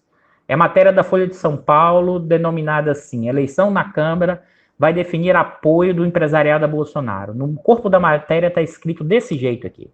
Neste momento, aspas, neste momento, nenhum dos empresários aos quais a reportagem conversou, mesmo aqueles que desde o início não são simpáticos ao governo, apoiam um pedido de impeachment. Aspas. Porém, tudo vai depender do andamento das reformas, que na visão dos empresários são fundamentais para a recuperação e o crescimento do ambiente de negócio, que está em situação muito delicada em razão da crise deflagrada após a pandemia. E porque eu li esse trecho, eu acho fundamental. Porque não existe a possibilidade de impeachment sem o andar de cima topar. Para quem esquece, a Dilma, na minha interpretação, só tomou o impeachment, né, o golpe de 2016, como foi feito, estruturado, porque o crime hoje de responsabilidade que é feito para Dilma, comparando com são os crimes de responsabilidade de Bolsonaro, e o Maia não abre o impeachment, como se não tivesse crime de responsabilidade, parece coisa de jardim de infância. O que a Dilma supostamente fez e que todos os outros presidentes tinham feito a pedalada fiscal, mas que não era considerado crime. Por que eu estou ressaltando isso? Né? Porque nesse momento, o andar de cima, o pessoal do dinheiro não apoia o impeachment. Por quê? Porque o impeachment gera um processo de instabilidade. Isso pode gerar uma perda da lucratividade que eles têm. Isso pode gerar trocas em cargos-chave e parar, por exemplo, a privatização, parar as reformas. Eles estão esperando que o Guedes consiga entregar parte desse processo. Evidentemente, é por isso que eu vou voltar agora com o que eu falei no início, se o Guedes não entregar o que o andar de cima quer, aí sim o andar de cima apoia o impeachment e impulsiona esse processo. É bom lembrar que, por exemplo, a bancada ruralista, né, a Frente Parlamentar Ruralista, do agronegócio ruralista, tem quase 270 parlamentares. E eles, nesse momento, não vejo nenhum sentido, porque eles vão apoiar o impeachment, como esse segmento está ganhando bastante. Então, há sim risco do Bolsonaro perder o seu cargo lá na frente, mas nesse momento, eu acho que é muito mais uma estratégia desse setor dominante, parte da imprensa, de pressionar o Bolsonaro, deixar o Bolsonaro acuado, deixar os militares acuados, reforçar a posição de Guedes, porque esse andar de cima enxerga nesse momento a possibilidade de mudar profundamente o padrão de acumulação brasileiro, destruir a Constituição de 88, destruir o que ainda tinha de institucionalidade gerada pelo Vargas, porque ainda permanecia, né? Como os bancos públicos, como a própria Petrobras, que já está sendo fatiada. Eu costumo dizer aqui, vou ser muito forte e incisivo, tá? O Bolsonaro é o nosso andar de cima sem filtro. O Bolsonaro é o nosso andar de cima sem Photoshop. O Bolsonaro é o nosso andar de cima sem um rococó do nosso setor dominante. Né? Eu queria ressaltar isso muito claramente. Eu não estou tirando aqui, o Bolsonaro gostaria em algum momento de dar um golpe e tudo mais, gerar instabilidade. Aqui eu não estou contando nenhuma novidade, ele já falou isso há muito tempo. Agora, nesse momento, o andar de cima, Globo, Folha, né, não toparia avançar no impeachment, né, e só lembrar que em 2016, no golpe parlamentar, o andar de cima só apoiou quando Temer apresentou a ponte para o futuro, ou seja, o andar de cima percebeu que a partir do Temer a ponte para o futuro poderia mudar esse padrão de acumulação, buscando o quê? Aumentar sua lucratividade a qualquer custo. Como diria o saudoso Florestan Fernandes, o nosso andar de cima age de forma sociopata para manter o seu status quo, ou seja, para manter o seu lucro e sua dominação a qualquer custo. Mas é isso, Anderson. Eu queria trazer boas novas para esse ano, mas a gente ainda vive um cenário de profunda instabilidade. A gente ainda vive hoje um 18 Brumário Tupiniquim, né? Sem e passando longe de qualquer Bonaparte para estabilizar o sistema. Acontecendo ou não o impeachment, Eduardo, ano que vem teremos eleições presidenciais e a esquerda segue em seu marasmo de sempre. Não há um projeto que se coloque como opção ao ultraliberalismo. A minha pergunta é simples e direta. Há alguma possibilidade de construção no campo progressista que coloque em xeque o retrocesso civilizatório que nós atravessamos? Alguma candidatura em que o povo brasileiro se reconheça e que tenha viabilidade eleitoral, Eduardo? Anderson, essa é uma pergunta fundamental e eu, menos do que colocar um candidato, é preciso repensar a esquerda no Brasil, a questão de projeto. E porque antes de começar a responder, eu vou reforçar um pouco do que eu disse na pergunta anterior, que é o seguinte, você tem uma situação em que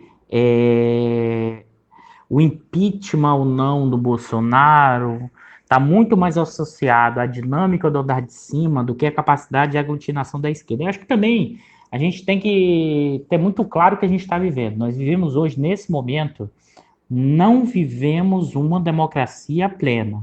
É uma conclusão.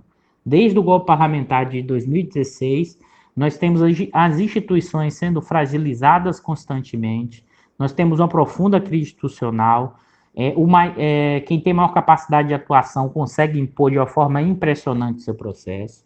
O campo da esquerda, que eu queria ressaltar aqui, ele está preso ainda nessa lógica do ciclo eleitoral, estrito sensu.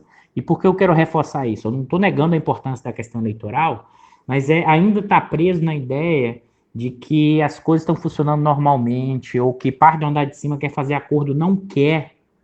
Isso que está em jogo. E parte, inclusive, dessa suposta segmento liberal democrático antibolsonarista quer manter o Guedes. Tá? Eu acho que enquanto não ousarmos enquanto um projeto, mas é um projeto de reconstrução do país, que passa pela questão eleitoral, mas é de reconstrução mesmo. Isso implica, né, ter muito claro a questão da política econômica, a questão de políticas para industrialização, mas a industrialização não com o segmento empresarial atual, com reestatização. Não é? Sem isso não avança. Com a questão de fornecimento de bens públicos, tá? Infraestrutura, saúde, educação, transporte. Agora, isso necessariamente implica um projeto altamente ousado para o tempo histórico, porque isso necessariamente implica não só flexibilizar ou tirar o teto, mas um profundo processo de taxação sobre a propriedade, sobre a renda e sobre a herança dos mais ricos. Sem isso, você não consegue criar capacidade, né, de gerar uma profunda mudança. Mas parte ainda do campo da esquerda acredita numa lógica estrito sensu eleitoral e nem entendeu a dinâmica. O andar de cima e parte dos representantes não querem nenhum tipo de negociação. Esse é o momento de reconstruir, de estruturar qualquer projeto, e mais ainda, de se conectar, né, com a população. Eu acho que o campo da esquerda está preso numa lógica burocrática partidária, estrito sensu, perdeu a capacidade e a capilaridade, foi forjada na lógica da conciliação. Isso não é mais possível, não porque o campo da esquerda não queira, porque o andar de cima não quer implementar uma profunda mudança no padrão de acumulação brasileiro, gerando um profundo grau de exploração, uberização, desigualdade social, e é nessa franja, nesse campo que a esquerda tem que se conectar para realizar um projeto classista. Não tenho dúvida nenhuma disso. Aí vai dizer, negócio de classe, coisa antiga, Eduardo, pessoal. A miséria vai aumentar, a desigualdade vai aumentar, né?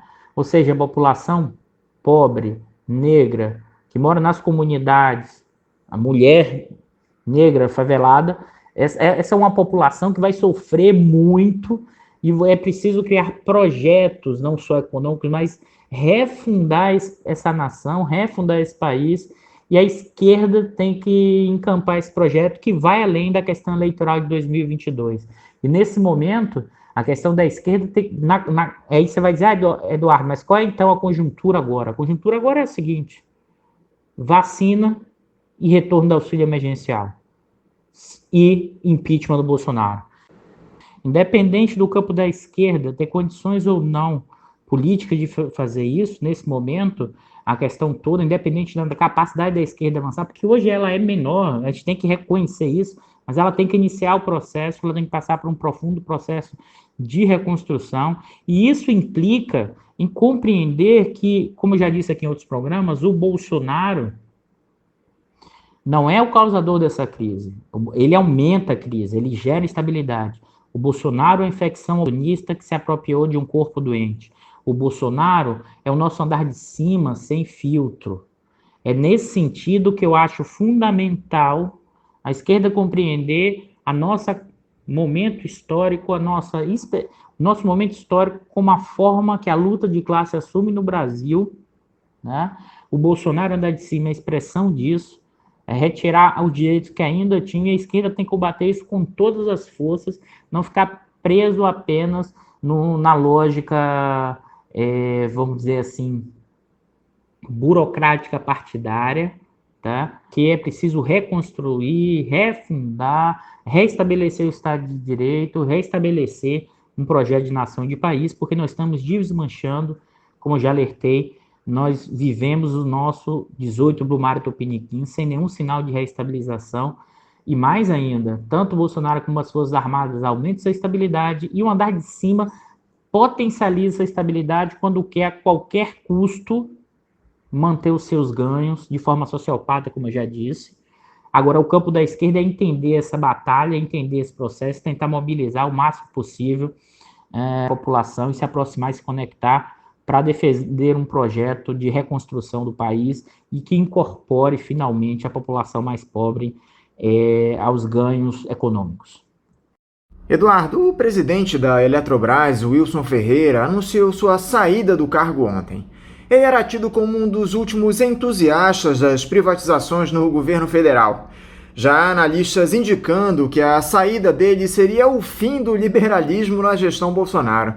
Você concorda com essa tese? Como você observa essa saída do Wilson Ferreira da presidência da Eletrobras? Anderson, esse é um ponto, uma especificidade da questão do processo de privatização. O Wilson Ferreira anunciou ontem saída. É bom lembrar que o Wilson Ferreira está, pelo menos o que os jornais estão dizendo, que ele saiu porque ele vai assumir a presidência da BR Distribuidora, que foi vendida, uma das subsidiárias da Petrobras, vendida nos últimos anos, desde 2016, vendida acho que em 2017 ou 2018, se não me falha a memória. Eu estou ressaltando isso porque muito vai ser levantado aqui que o governo Bolsonaro estaria mudando dessa questão privatista. Não, o governo Bolsonaro permanece na questão da privatização. A questão da privatização da Eletrobras é muito mais imbricada, é muito mais complexa, porque a Eletrobras é formada e é controladora de várias empresas regionais de eletricidade. Essas empresas regionais e seus interesses locais, isso dificulta passar qualquer aprovação maior no Congresso, que requer aprovação no Congresso. Então é mais complexo do que só a ideia de que o governo Bolsonaro estaria girando do liberalismo. Na verdade, a grande imprensa vai reforçar essa visão. E por que vai reforçar a visão? Porque ela quer manter pressionando, dizendo que é necessário manter as reformas. O Bolsonaro, na verdade, com a manutenção do Guedes, reforça esse processo. O próprio Rodrigo Maia, em uma entrevista recente, diz que a privatização da Eletrobras só não teria avançado porque ela está sob suspeição sobre a forma como está sendo colocada a venda da privatização. O que eu percebo é o seguinte, Anderson, o processo de privatização permanece, a dificuldade é porque você tem uma disputa no botim, ou seja, quais segmentos empresariais eles começam a disputar para ver quem se apropria desses ativos públicos para aumentar sua lucratividade. Como o Estado hoje não tem capacidade de coordenação, como a gente vive uma profunda crise institucional, o Estado brasileiro hoje e suas instituições não conseguem coordenar minimamente o processo de privatização. Como eu falei para você, já foi privatizado em 1 ano e 2 meses do governo Bolsonaro, de janeiro de 2019 e fevereiro de 2020, 134 bilhões de ativos da União.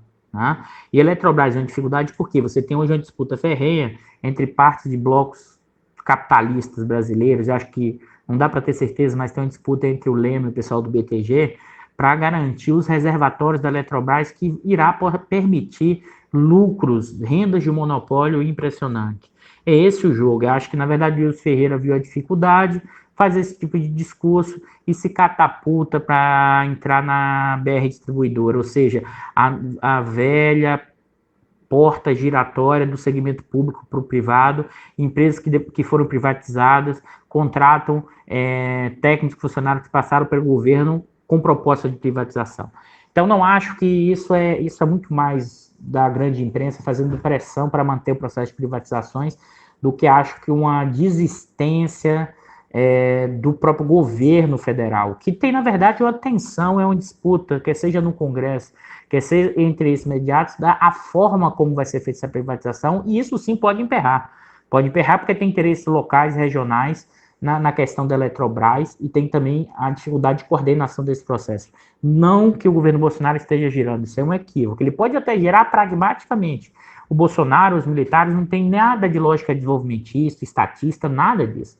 O que eles podem gerar é flexibilizar o auxílio para manter a popularidade ou retornar o auxílio, mas nenhum projeto como foi os militares ou como projeto desenvolvimentista em outros momentos. A questão toda é que essa grande imprensa e determinados segmentos pressionam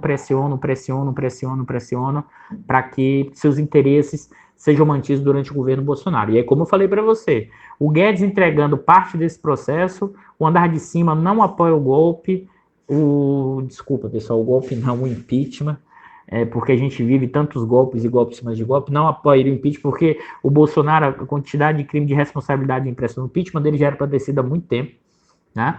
Mas o andar de cima não apoiando esse impeachment, a representação no Congresso não irá avançar nessa história.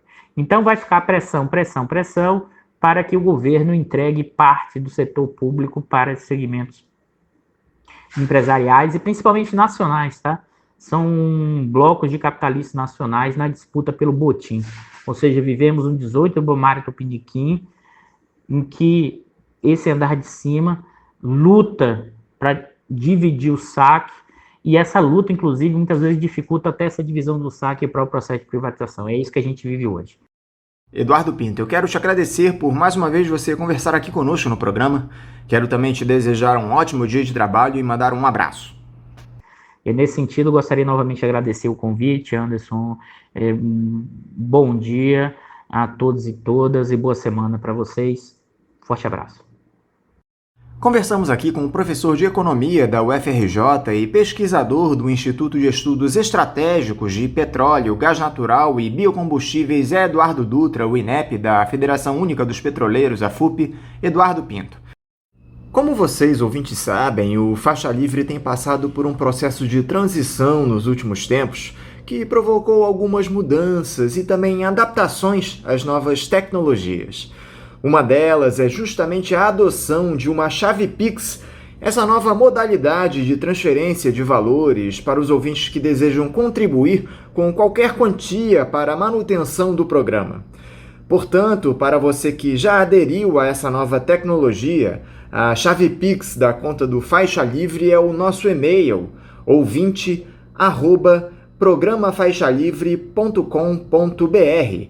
Repetindo, a nossa chave Pix é ouvinte@programafaixalivre.com.br. Para você que faz transferências da maneira tradicional, a nossa conta em nome da Associação de Funcionários do BNDES, a AFBNDES, no Banco Itaú, agência 1964, conta corrente de número 03004, dígito 1. Repetindo, a agência do Banco Itaú, 1964, conta corrente 03004, dígito 1. O CNPJ da AFBNDES para a realização de depósitos de quem não é cliente do referido banco é o 33984-550-0001-41. Repetindo, o CNPJ da AFBNDES é o 984 550-0001-41. Lembrando que todos os recursos depositados nessa conta são destinados exclusivamente ao financiamento dos custos do Faixa Livre. Para quem não conseguir anotar as informações referentes à conta, elas estarão disponíveis no nosso site, o www.programafaixalivre.com.br, e nas nossas redes sociais, no Facebook, Twitter e Instagram.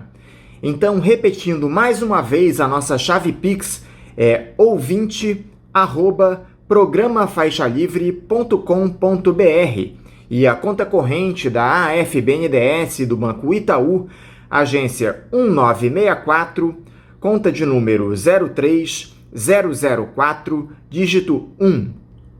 Vamos agora a um novo intervalo. Já estaremos de volta.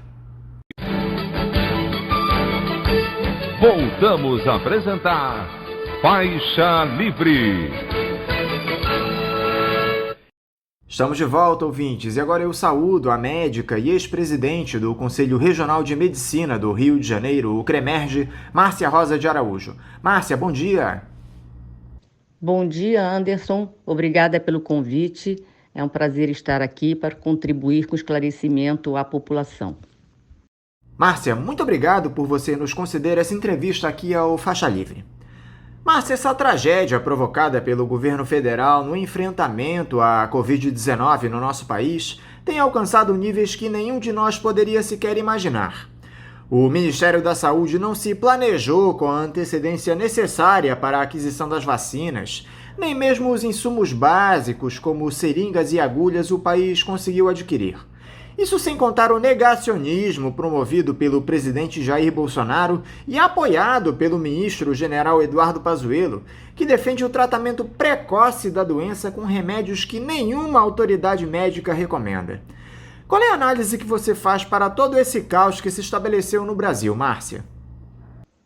No meu ponto de vista, houve uma negação da ciência. As orientações da Organização Mundial de Saúde foram relegadas a segundo plano, isto é, não foram cumpridas totalmente. O governo federal teve seu papel, né? 2 médicos que foram ministros saíram do governo por não concordar com a forma de tratamento da questão da contenção da Covid no país. Quero dizer que aquelas orientações de lavagem das mãos, isolamento, uso de máscara, não aglomerações em praias, em eventos, isso não foi respeitado. Também não foi respeitado por uma divulgação errônea de que há um tratamento precoce ou preventivo, que é o uso de azitromicina, de anita e outras medicações que não tem nenhuma comprovação de tratar Covid-19. É um vírus e não é tratado com antibiótico, que é a azitromicina, fazendo com que o uso indiscriminado dessa medicação também produza bactérias muito resistentes para tratamentos onde essa medicação é indicada.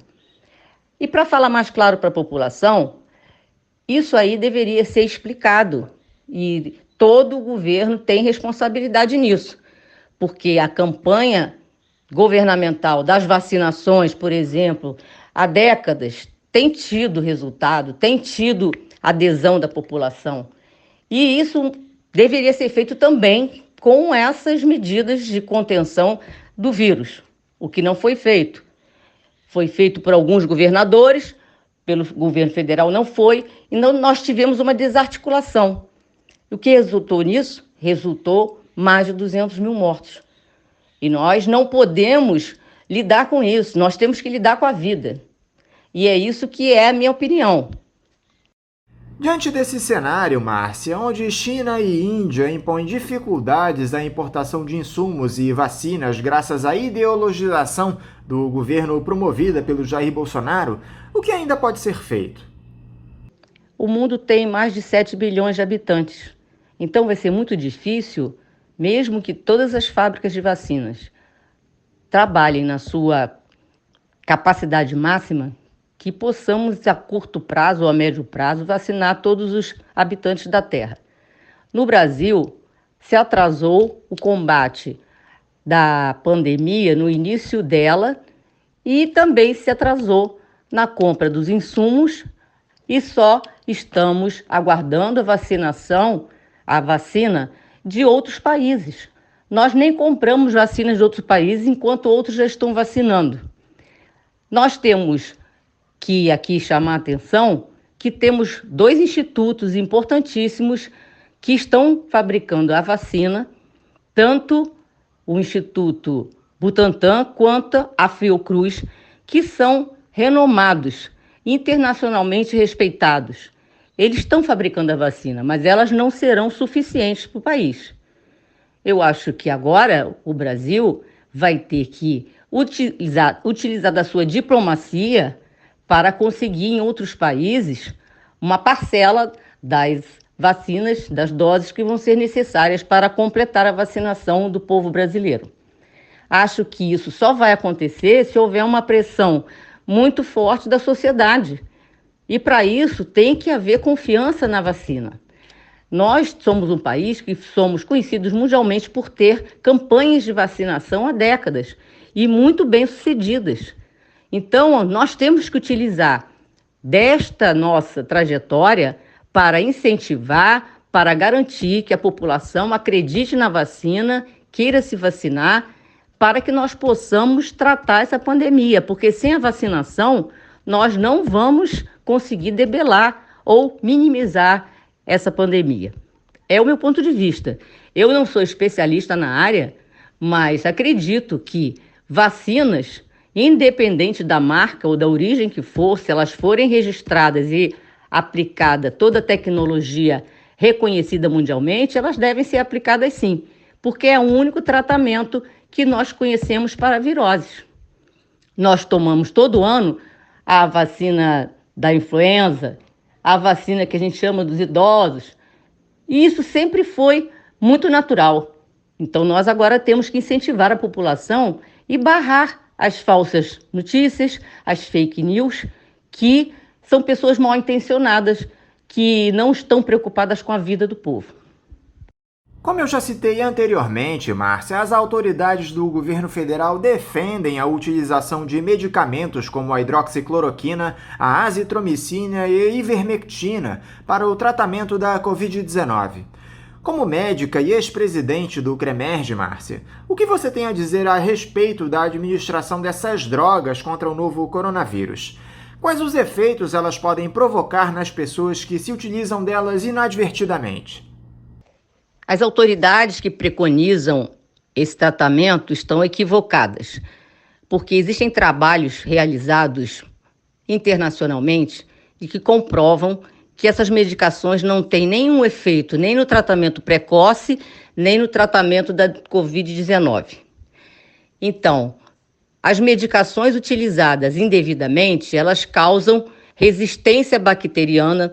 No caso da azitromicina, que é um antibiótico, não atua sobre vírus, atua só sobre bactéria. No caso dos vermífugos, tomados em doses aleatórias, isso é, em doses elevadas, em doses não preconizadas, podem causar problemas no sistema nervoso central.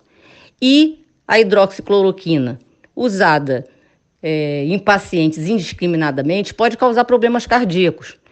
Então, as medicações elas são usadas para o fim de tratar comprovadamente uma doença. E o tratamento para a Covid-19 é a vacinação. É o que tem que ser feito. Não tem outra saída. Não só a vacinação, quanto manter as orientações de afastamento, de lavagem das mãos, utilização de máscaras. Isso tudo vai ter que ser feito também. É o que preconizam os especialistas. Os ex-presidentes do Conselho Regional de Medicina do Rio de Janeiro nos últimos 30 anos enviaram uma carta aberta ao CREMERG, exigindo um posicionamento claro e transparente da entidade a respeito de tudo que envolve a pandemia. O que vocês dizem mais especificamente nessa carta, Márcia? E como é que você tem observado a atuação do CREMERG neste quadro de Covid-19, em meio a essa epidemia de ignorância que tomou conta dos gestores públicos do nosso país? Nós, os ex-presidentes do Conselho Regional de Medicina do Rio de Janeiro, achamos que o Conselho, desde o início da pandemia, foi omisso. Omisso na falta de esclarecimento à população de como se proteger do coronavírus, as medidas de segurança, como lavar as mãos, isolamento, uso de máscaras. Foi omisso em exigir que as autoridades fornecessem todo o equipamento necessário para os médicos, para equipes de saúde, os insumos para os tratamentos e também as condições de trabalho desses funcionários. A outra questão que também é importante ressaltar é o trabalho contra o uso de medicações que não são cientificamente comprovados. Isso, inclusive, está no nosso Código de Ética Médica. O Código de Ética Médica condena o uso de medicamentos que não são comprovados cientificamente e o médico que propaga essa utilização desses medicamentos lá na França, ele está sendo processado pela Ordem dos Médicos de lá, o que é muito interessante porque mostra que uma entidade de classe lá na França está tomando providências contra esse tipo de charlatanismo, como eles disseram lá. A outra questão que acho muito importante que o Conselho Regional de Medicina está omisso é em defender veementemente a vacinação da população. Tem que fazer uma campanha e elucidar, colocar para os médicos todas as condições das vacinas, de como elas são fornecidas, acompanhar de perto esse plano de vacinação e tudo que está precisando para que tenha os insumos necessários para que isso ocorra. E isso, no nosso ponto de vista, são alguns pontos que o Conselho deveria se dedicar. É um Conselho que está burocratizado e que não está atentando para as condições de vida, tanto da população quanto do trabalho médico. Você não acha que está vindo tarde demais essa reação dos médicos, Márcia? Eu entrevistei aqui na semana passada um pneumologista que trabalha em Manaus, ou seja, no centro do furacão da crise, e ele claramente relativizou a responsabilidade do Jair Bolsonaro diante desse cenário. A classe médica tem um caráter bolsonarista, na sua opinião? Essa demora em reagir a todo esse absurdo se dá por conta dessa defesa do presidente? Eu não acho que a classe médica seja bolsonarista. Eu acho que cada um tem a sua ideologia e a principal ideologia do médico é tratar o seu paciente, é cuidar do seu paciente. Inclusive, isso está dentro do juramento de Hipócrates. Agora, a partidarização de um Conselho Regional de Medicina é que é preocupante. Por quê? Porque nesses 30 anos desses presidentes que assinaram a carta ao Conselho Regional de Medicina, esses 30 presidentes governaram o Conselho suprapartidariamente e criticou vários gestores em várias situações, epidemia de dengue, epidemia de zika, falta de médicos, falta de concurso público. Nós não tínhamos nenhum pudor em criticar qualquer que fosse a autoridade, que partido fosse. Então eu acho que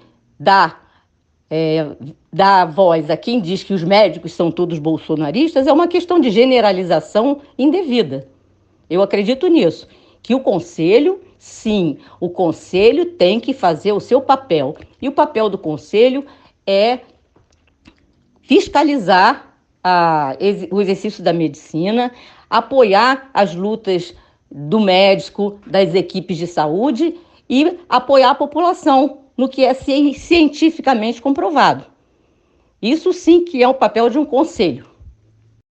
Não é necessária a saída imediata desse general Eduardo Pazuello do Ministério da Saúde, Márcia. O Brasil já tem na casa de 215 mil mortes provocadas pela Covid-19. Quando o militar assumiu o posto interinamente em 15 de maio, eram menos de 15 mil óbitos pela doença. Não é possível que não haja um movimento organizado exigindo a demissão imediata dessa figura que assina embaixo tudo que o presidente diz. Bom, a minha opinião pessoal é de que, como o próprio ministro já manifestou-se, ele vai cumprir ordens. Então, eu acho que não adianta trocar 6 por meia dúzia. O importante é termos um governo central que defenda a ciência e defenda a vida. Um governo federal que assim o faça. Há um discurso muito comum, especialmente na esquerda, Márcia, de que essa situação desastrosa do governo federal no combate à pandemia se daria não por irresponsabilidade, mas por um projeto genocida. Você também defende essa tese? Como você disse no início, eu sou ex-presidente do Conselho Regional de Medicina e acho que os médicos, a maioria esmagadora deles, defende a vida, defende o juramento de Hipócrates. Então, nesse sentido, eu acho que nós, como defendemos a vida, queremos que as autoridades, em todos os níveis de governo, tenham competência para que ela possa ser realizada. A defesa da vida, a defesa da vacinação, a defesa da compra de insumos necessários, de proteger as equipes de saúde, em particular os médicos que eu represento. Então, acho isso. Defesa da vida. E aqui a gente tem um exemplo de incompetência total para tal. Incompetência do governo. Outra preocupação muito grande, Márcia, se dá por conta dessa nova mutação do coronavírus que foi descoberta lá no Amazonas. O próprio Centro de Prevenção e Controle de Doenças Europeu, ligado à União Europeia, disse que essas variações representam um alto risco para o continente por conta da sua maior capacidade de transmissibilidade. Isso significa que a coisa pode piorar ainda mais por aqui, Márcia. O que pode ser feito para que essas mutações do vírus não circulem aqui no Brasil? Eu coloquei no início para você de que eu não sou especialista na área de virologia. E para outros tipos de vírus, eu tenho certeza de que as medidas de contenção têm que ser mantidas. A higiene das mãos, o uso de máscaras, afastamento e isolamento social, não haver aglomerações. Isso tudo vai ser necessário, inclusive, quando houver vacinação. Isso, especialistas estão colocando. Então, para esse novo tipo, vamos manter a segurança da população e fazer campanhas para isso. Conselhos regionais, Conselho Federal, gestores dos municípios e estados e o governo federal também. Porque se temos uma nova cepa, nós temos que combatê-la como estamos combatendo o coronavírus, até que venha uma nova vacina, se for necessário, para esta nova cepa de coronavírus. Com toda a sinceridade, Márcia, você crê no sucesso desse Plano Nacional de Imunização com tudo o que temos visto? Eu sou uma otimista. Acredito que a experiência do Brasil em campanhas de vacinação, que tem sucesso há décadas no país, é um papel importantíssimo para que nós tenhamos esse combate vitorioso. As equipes de saúde, agentes de saúde, médicos, enfermeiros, têm todas as condições para poder levar isso a cabo, para poder dar à população o que ela merece e que ela tem direito pela própria Constituição do Brasil. Saúde gratuita para todos, e vacina para todos. Acredito que há mobilização para isso. Defendo que o Conselho Regional de Medicina do Rio de Janeiro faça essa campanha também e que esperamos que o governo federal reveja a sua posição frente à necessidade premente de vacinarmos a população como único meio de debelar essa doença da nossa sociedade. Márcia Rosa de Araújo, muito obrigado por você dialogar aqui conosco no Faixa Livre. Eu quero te desejar uma ótima semana de trabalho e um forte abraço. Eu queria aproveitar essa oportunidade, agradecer e frisar para a população que a única forma de debelar essa pandemia é a vacinação. A vacinação é segura, é efetiva, é a única forma e todos nós unidos temos que desmistificar e não aceitar falsas notícias, fake news, nem propaganda enganosa em relação à vacinação. O Brasil é um expoente em campanhas de vacinação no mundo. E nós, como população desse país, iremos fazer de tudo para que a vacinação chegue a todos os brasileiros. Muito obrigada, boa semana para você também. Conversamos aqui com a médica e ex-presidente do Conselho Regional de Medicina do Rio de Janeiro, o CREMERG, Márcia Rosa de Araújo. E vamos encerrando a edição de hoje do Faixa Livre, convidando todos vocês para amanhã, a partir das 8 da manhã, estarem novamente ligadinhos aqui na Rádio Bandeirantes 1360 AM para mais uma edição do programa. Um abraço a todos vocês e até amanhã!